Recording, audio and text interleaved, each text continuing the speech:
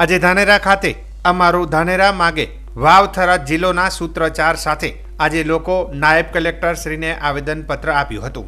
તેમની માંગ હતી કે બનાસકાંઠામાં ધાનેરાને અનેક પાણીના પ્રશ્નો તેમજ કોઈ સુવિધા મળતી નથી, તેમજ ધાનેરામાં વિકાસ થતો નથી।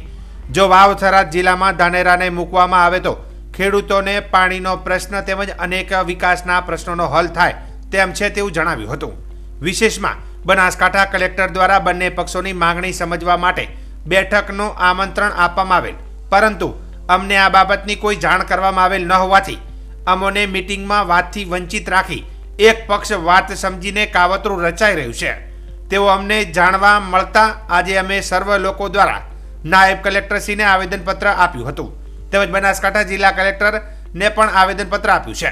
જો અમને જાણ કરવામાં આવી હોત તો અમારા વધુ લોકો આવી આપણી સમક્ષ અનેક પ્રશ્નોની રજૂઆત કરી શકત, માટે એક પક્ષીય કોઈ પણ કામ અમને માન્ય નથી। અમારી વાત પણ સાંભળવી જરૂરી છે। એક પક્ષી નિર્ણય વિરુદ્ધમાં અમે આજે વિરોધ દર્શાવી આવેદનપત્ર દ્વારા જાણ કરી રહ્યા છીએ। જો અમારી માંગ પૂરી નહીં થાય તો અમે વધુ ઉગ્ર આંદોલન કરશું તેવી પણ ચીમકી ઉચ્ચારી હતી। હવે જોવાનું એ રહ્યું કે બંને બાજુ બાયો ચડાવેલ હોવાથી જો જીતા વહી સિકંદર જેવું દર્શાઈ રહ્યું છે। મારું નામ મંગળાજી રાજપૂત। કલેક્ટર સાહેબે ઓફિસે બોલાવેલા એ વખતે અમને કોઈ જાણ નથી, ખાલી 4-5 જણા અમે આગેવાન જે પાર્ટીના પદાધિકારીઓ એ ગયા હતા અને ધાનેરા તાલુકાના જે આગેવાન, વેપારી આગેવાન, સામાજિક આગેવાન એમને કોઈ પણ ખબર નથી કે પાલનપુર મિટિંગ રાખેલી છે, એટલે અમે ત્યાં 5-6 જણ જ ગયા હતા। પણ હવે બીજી અમને ખબર પડી કે આ બધું આવું છે, તો અમે આજે પ્રવણ સાહેબને આવી અને આવેદનપત્ર આપ્યું છે કે અમારે વાવ થરાદ તાલુકો અમારા માટે સારો છે અને વાવ થરાદમાં અમારે જવાનું છે, અમારા માટે માન્ય છે। જે ગુજરાત સરકાર જે નિર્ણય લીધો છે થરાદ વાવમાં જવાનો એ બહુ સારો છે। અને મારે એક એમ કહેવાનું છે કે અમે ઠેઠથી બનાસકાંઠામાં તો હતા જ, પણ અમારે જે સીપુ ડેમ અને દોતીવાડા ડેમ એ અમારે ધાનેરા તાલુકાના ડેમ છે, પણ જે વખતે ત્યાંના કોઈ જંગલાના કોઈ મંત્રી કોઈ હોવાથી એ પાણી મહેસાણામાં લઈ ગયા છે, પણ અમારું ધાનેરા તાલુકાની 2000 એકર જમીન સીપુ ડેમમાં ડૂબમાં ગઈ છે। એ ધાનેરા તાલુકાની જમીન અહીંયા ખેડૂતોને ફાળવેલી છે, તો એના માટે કેમ આ લોકો અન્યાય કર્યો ધાનેરા તાલુકાને?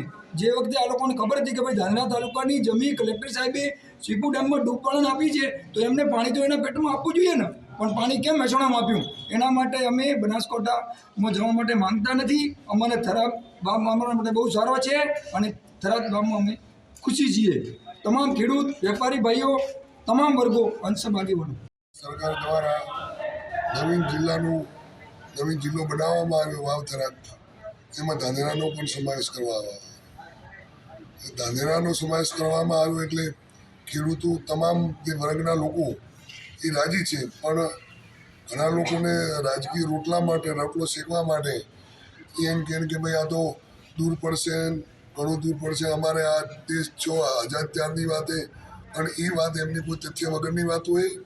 પાણી તો ધાનેરા તાલુકાને પાણી જોઈતું છે તો વાવ થરાદ જિલ્લાની અંદર જોઈન્ટ થવું જ પડશે।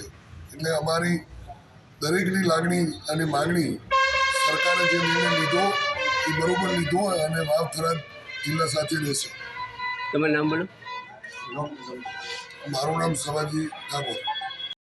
ગુજરાત સરકાર દ્વારા જે થરાદ વાવ જિલ્લો નવીન અસ્તિત્વ બનાવ્યો છે એમાં ધાનેરા તાલુકાનો સમાવેશ કરેલ છે અને એના સમર્થનમાં આજે ધાનેરાના વિવિધ સંગઠન, સહકારી મંડળીઓ, ખેડૂત આગેવાનો, વેપારીઓ અને સામાજિક આગેવાનો ભેગા મળી અને અહીં સમર્થન પત્ર આપવામાં આવ્યું છે નાયબ કલેક્ટર ધાનેરાને, અને કહેવામાં આવ્યું છે કે અમારો જે તાલુકો છે એ થરાદ વાવ જિલ્લામાં જે સમાવેશ કર્યો છે તે યોગ્ય છે અને થરાદ વાવમાં જ રહેવો જોઈએ।